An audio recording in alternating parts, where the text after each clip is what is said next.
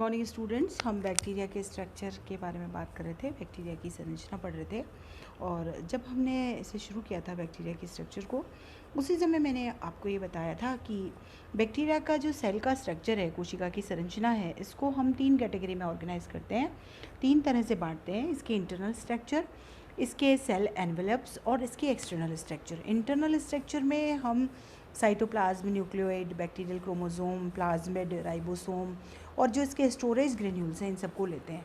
Nucleoid इसलिए क्योंकि ये प्रोकैरियोटिक सेल है, हम जानते हैं, और प्रोकैरियोट्स में मेम्ब्रेन बाउंड न्यूक्लियस नहीं पाया जाता यूकैरियोट्स की तरह। तो वहाँ न्यूक्लियस वाली संरचना तो है, पर वो प्रॉपर न्यूक्लियस जैसी नहीं है, तो हम उसको केंद्रकाय कहते हैं, न्यूक्लियोइड कहते हैं।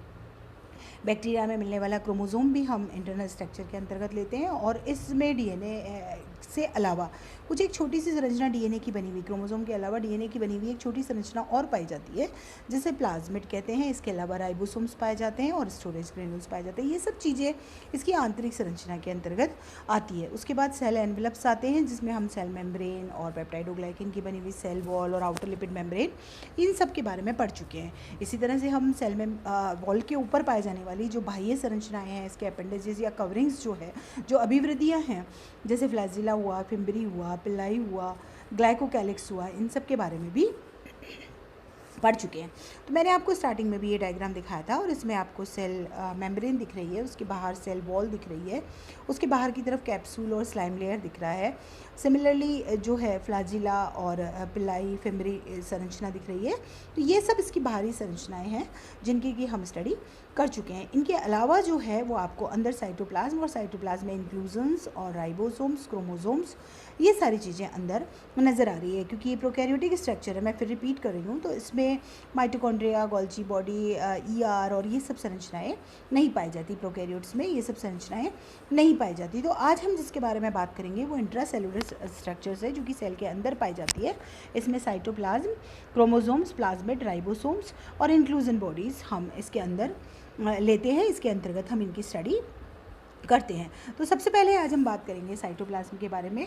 साइटोप्लाज्म वो पोर्शन है जो सेल में प्लाज्मा मेम्ब्रेन के अंदर, पीएम के अंदर पाया जाता है। वो सारा सब्सटेंस जो प्लाज्मा मेम्ब्रेन के अंदर है, जिसमें जेनेटिक मटेरियल को हम एक्सक्लूड कर देते हैं, उसको हम अलग से लेते हैं। हालांकि वो पाया साइटोप्लाज्म में ही जाता है, पर हम उसको अलग से स्टडी करते हैं। तो वो सारी चीज़ें जो है वो साइटोप्लाज्म कहलाती है।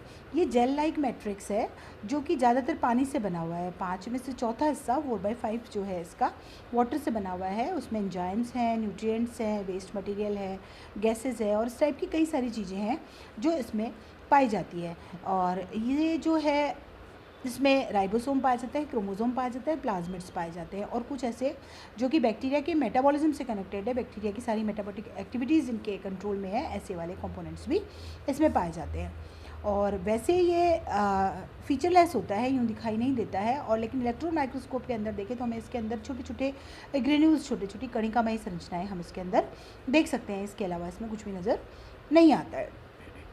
और ये सारे सेल के जो सारे इंपॉर्टेंट फंक्शन परफॉर्म करने वाला जितना मटेरियल है, जैसे सेल ग्रोथ से संबंधित, सेल के मेटाबॉलिज्म से संबंधित और रेप्लिकेशन से संबंधित, क्योंकि डीएनए है, डीएनए का डुप्लीकेशन होगा, अपनी जैसी प्रतिकृति बनेगी, तो इससे संबंधित जितनी चीज़ें हैं वो सब साइटोप्लाज्म में पाई जाती है।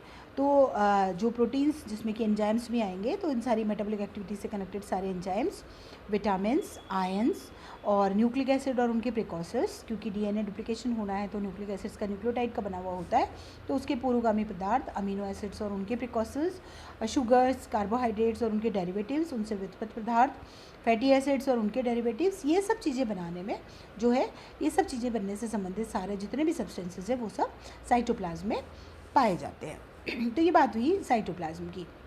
अब हम बात करेंगे न्यूक्लियोइड की, जो कि इसका डीएनए का जो मटेरियल है, जैसा मैंने आपको पहले भी कहा, जेनेटिक मटेरियल है, वो कोई डेफिनेट फॉर्म में नहीं होता है, और ऐसा नहीं है कि कोई मेम्ब्रेन बाउंड यहाँ पे न्यूक्लियस जैसी संरचना हो, तो इसको हम केंद्रकाय या न्यूक्लियोइड कहते हैं। तो उसमें क्रोमोसोम आता है, और क्रोमोसोम के अलावा जो है इसी की डीएनए की बनी हुई छोटी छोटी संरचनाएं होती है, प्लाज्मिड्स, वो भी यहाँ पे कोशिका द्रव्य में, साइटोप्लाज्म में देखने को मिलते हैं।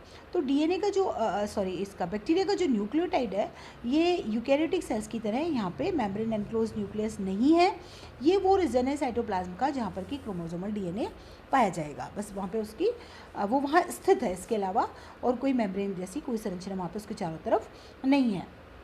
ये एक एरिया है साइटोप्लाज्म का जहाँ पे डीएनए का स्ट्रैंड मिलेगा, डीएनए की जो गुणित संरचना है वो वहाँ पे पाई जाएगी।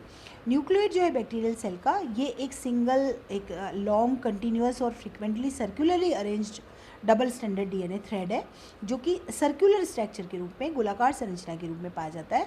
तो बैक्टीरियल क्रोमोसोम हम इस न्यूक्लियोइड को ही कहते हैं, और ये इसका जो है ये सर्कुलर डीएनए इसमें पाया जाता है। इसमें जो है सेल की जेनेटिक इन्फॉर्मेशन पाई जाती है, और जो सेल स्ट्रक्चर और फंक्शन है, सेल की जो संरचना है और उसकी जो कार्यकी है, उससे संबंधित जितने इन्फॉर्मेशन है वो सब भी इसमें डीएनए में पाई जाती है। और यूकैरियोटिक सेल्स की तरह ये जो है ये न्यूक्लियर एनवेलप मेम्ब्रेन या कोई हिस्टोन प्रोटीन्स के साथ नहीं होता है, ना तो इस पर कोई मेम्ब्रेन होती है, एनवेलप होता है, और न इसमें हिस्टोन प्रोटीन्स होते हैं। बस ये डीएनए का थ्रेड है, एक डबल स्टैंडर्ड थ्रेड, जो कि सर्कुलर स्ट्रक्चर के रूप में पाया जाता है। यहाँ एक चीज़ और है कि हर एक बैक्टीरियल न्यूक्लियोटाइड में केवल एक ही क्रोमोसोम प्रेजेंट होता है, और सिंगल सर्कल है जो लगभग 4000 किलो बेस पेयर का डीएनए जो है वो इसमें पाया जाता है। 4000 किलो बेस पेयर का डीएनए इसमें बैक्टीरियल क्रोमोसोम के रूप में पाया जाता है, वो डबल स्टैंडर्ड हेलिकल स्ट्रक्चर है। बैक्टीरियल क्रोमोसोम जो है, बैक्टीरिया का डीएनए जो है, इसमें भी चारों तरह के नाइट्रोजनस, जैसे सारे में ऑर्गेनिज्म में पाए जाते हैं, उसी तरह से चारों तरह के बेसिस पाए जाते हैं। एडेनिन, साइटोसिन, ग्वानिन और थाइमिन, चारों तरह के बेसिस इसमें प्रेजेंट होते हैं। और amount of DNA bacterial chromosome में काफ़ी वेरी करता है, काफ़ी रेंज है इसमें। जैसे माइकोप्लाज्मा गैलेनिरम में 580,000 58,000 5,80,000 बेस पेयर्स का बना हुआ है। और इसी तरह से ये ई कोलाई में 47 लाख बेस पेयर्स का बना हुआ है। और जो इसमें मिक्सोकोकस जेंथस में ये 91,40,000 बेस पेयर्स का बना हुआ है। तो इसमें जो है रेंज बहुत है, अमाउंट ऑफ डीएनए जो प्रेजेंट है उस जो है काफ़ी लंबा अलग अलग प्रकार का पाया जाता है। पैकेजिंग की अगर हम इस बात करें तो ये जो है सुपर कॉइलिंग इसमें पाई जाती है। डीएनए जो है वो कुछ प्रोटीन्स की हेल्प से, हालांकि वो हिस्टोन प्रोटीन्स नहीं है, पर उनकी हेल्प से ये न्यूक्लियोइड बनाता है, और ये जो है सुपर कॉइलिंग इसमें पाई जाती है। ये सुपर कॉइलिंग कहीं कहीं पर रिलैक्स भी हो सकती है, शिथिल अवस्था में भी पाई जा सकती है, और दूसरी जगह पर यह है सुपर कॉइल्ड स्ट्रैंड भी पाया जा सकता है। कुछ समय बाद कोई दूसरी शिथिल अवस्था पाई जा सकती है, और जो है दूसरा स्थान जो है वो सुपर कॉइल्ड पाया जा सकता है। जैसे आप यहाँ देखिए, सुपर कॉइलिंग को समझने की कोशिश कीजिए।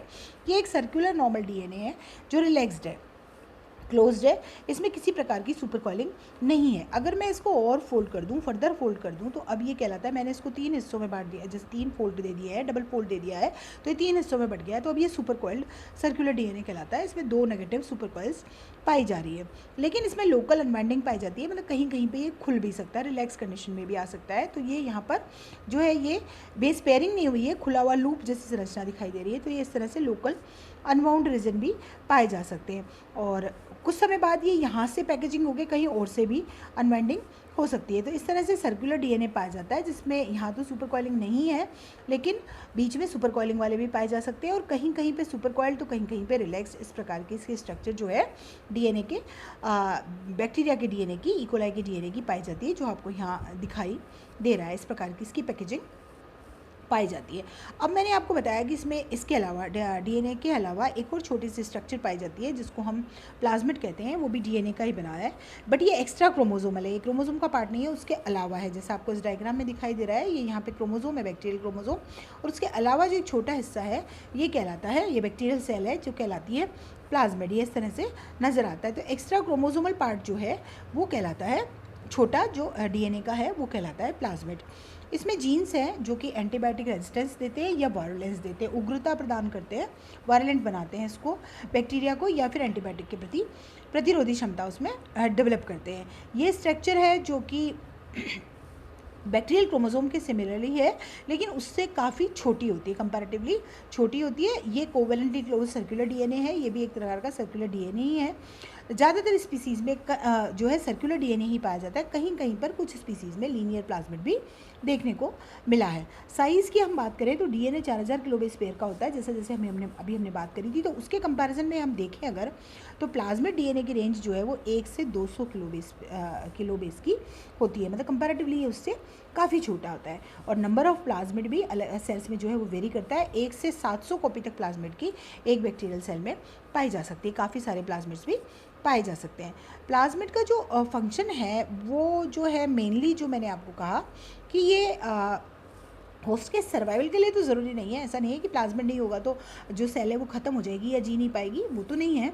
लेकिन ये उसकी जो प्रेजेंस है वो होस्ट को एडवांटेज देती है, कुछ पॉजिटिविटी उसकी बढ़ा देती है, उसमें कुछ एक्टिविटीज़ के प्रति उसकी क्षमता जो है उसको इंक्रीज़ कर देती है। जैसे एंटीबायोटिक रेजिस्टेंस उसमें डेवलप कर देती है, क्योंकि वो ऐसे प्रोटीन के लिए ये प्लाज्मिड कोड का काम करता है जो कि एंटीबायोटिक्स को डिग्रेड कर देते हैं। तो पैथोजेंस के लिए एक बिग एडवांटेज हो जाता है कि वो एंटीबायोटिक्स से अब जो है उससे आसानी से लड़ सकते हैं। सिमिलरली कुछ ऐसे प्लाज्मिड हैं जो एनकोड करते हैं प्रोटीन जो कि वायरलेंस को बढ़ाते हैं, होस्ट में वायरलेंट फैक्टर को बढ़ा देते हैं। तो ई. प्लाज्मिड जो है ENTP307 फॉर एग्जांपल, ये जो है ये कोड करता है एक एंटेरोटॉक्सिन को, और इससे क्या होता है कि ई. कोलाई पैथोजेनिक हो जाता है, उसकी पैथोजेनिक एबिलिटी जो है वो बढ़ जाती है, वायलेंट हो जाता है, उग्र हो जाता है, उसकी पैथोजेनिसिटी बढ़ जाती है। इसी तरह से कॉन्जुगेटिव प्लाज्मिड्स पाए जाते हैं जो कि डीएनए में दो बैक्टीरियल सेल्स के बीच में डीएनए को एक्सचेंज करने में, एक डीएनए से दूसरे डीएनए में एक्सचेंज करने में हेल्प करते हैं।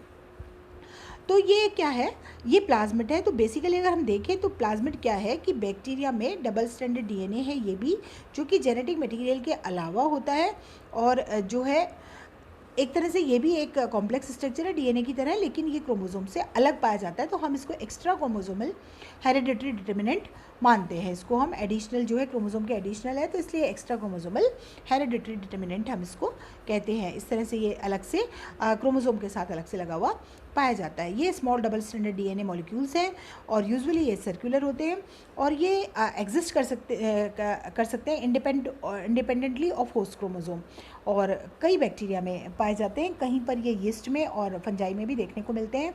इनका अपना एक ओन रेप्लिकेशन ओरिजिन होता है, मतलब ऑटोनॉमसली रेप्लिकेटिंग करते हैं और स्टेबली इनहेरिटेड होते हैं, मतलब एक पीढ़ी से दूसरी पीढ़ी में स्थिर अवस्था में आसानी से इनका संचरण हो जाता है, आगे बढ़ जाते हैं, और अपना स्वयं का जो है ऑटोनॉमस इनका सिस्टम है रेप्लिकेशन का, अपना रेप्लिकेशन ये स्वयं कर सकते हैं। रेप्लिकोन क्या होता है, डीएनए मॉलिक्यूल की वो सीक्वेंस होती है जहाँ से कि रेप्लिकेशन स्टार्ट होता है, रेप्लिकेशन का जहाँ से ओरिजिन होता है। रेप्लिकेशन मतलब डीएनए से डीएनए का बनना, डीएनए का डुप्लीकेशन, रेप्लिकेशन आप फर्स्ट ईयर में पढ़ चुके हैं सेल बायोलॉजी जेनेटिक्स में।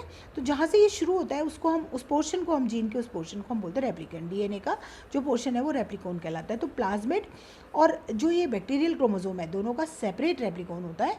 ये अलग अलग रेप्लिकेट कर सकते हैं, अपने जैसी प्रतिकृति बना सकते हैं, और वो स्टेबली इनहेरिटेड होती है, आसानी से एक पीढ़ी से दूसरी पीढ़ी में संचरण करती है। इसमें कम जीन होते हैं मोस्टली, इसमें जो है जनरली ऐसा मानते हैं कि 30 से भी कम जीन जो है प्लाज्मिड में पाए जाते हैं, और ये इनकी जेनेटिक और इन्फॉर्मेशन, जैसा मैंने आपको पहले भी कहा, होस्ट के लिए एसेंशियल नहीं है, लेकिन ऐसा देखा गया है कि जहाँ पे जिसमें ये नहीं पाए जाते वो बैक्टीरिया जो है उनके नॉर्मली फंक्शनिंग में थोड़ी सी प्रॉब्लम आती है, वो उतने नॉर्मली फंक्शन नहीं कर पाते।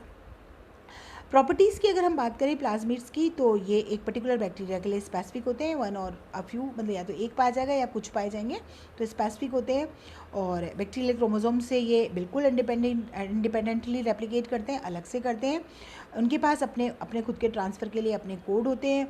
ये एपिसोम की तरह या रिवर्सिबली इंटीग्रेट है बैक्टीरियल क्रोमोसोम के, और एपिसोम की तरह एक्ट करते हैं, और सर्टेन जीन्स को ये बैक्टीरियल क्रोमोसोम में ट्रांसफ़र कर सकते हैं, इनमें फिट करके आप बैक्टीरियल क्रोमोसोम में डाल सकते हैं उनको, और बैक्टीरियल सेल को स्पेसिफिक कैरेक्टर इनकी वजह से मिलते हैं। और ये वायरस से बिल्कुल अलग हैं, क्योंकि ये एक तो बैक्टीरियल सेल के लिए बेनिफिशियल है जनरली, ये उनको नुकसान नहीं पहुंचाते वायरस की तरह, और दूसरा जो है ये एक्स्ट्रा सेलुलर जो है मतलब एग्जिस्ट नहीं कर सकते, ये सिंपली जो है टिपिकली सर्कुलर डीएनए के रूप में ही पाए जाते हैं, अलग से इनका कोई अस्तित्व वायरस की तरह नहीं है। इसी तरह से एक और चीज़ है copy number of plasmids. Copy number refers to that plasmid जो है सेल में डिफरेंट नंबर हो सकता है, अलग अलग संख्या हो सकती है। जनरली जो है कुछ प्लाज्मिड 1 से 3 कॉपी रखते हैं अपनी, मतलब एक जैसे प्लाज्मिड की 1 या 3, 1, 2, 3 कॉपी पाई जाएगी, जबकि कई ऐसे भी प्लाज्मिड्स हैं जिसकी 100 से ऊपर कॉपीज़ भी देखने को मिलती है, 100 से ज़्यादा सेम प्लाज्मिड एक ही बैक्टीरिया में पाया जाएगा। ये कॉपी नंबर जो है ये प्लाज्मिड के खुद के जीन कंट्रोल करते हैं, और between the host and the plasmid, मतलब बैक्टीरियल सेल और प्लाज्मिड के बीच जो इंटरेक्शन होता है उस पर भी डिपेंड करता है कि कॉपी नंबर प्लाज्मिड का क्या रहेगा। तो ये कॉपी नंबर प्लाज्मिड का पाया जाता है। तो आई थिंक आज के लिए हम यहीं ख़त्म करते हैं। कल हम बात करेंगे कि प्लाज्मिड्स कितने तरह के हो सकते हैं, प्लाज्मिड्स किस तरह से बैक्टीरियल रिप्रोडक्शन में हेल्प करते हैं, उससे संबंधित चीज़ें हम अपनी नेक्स्ट क्लास में पढ़ेंगे। Thank you.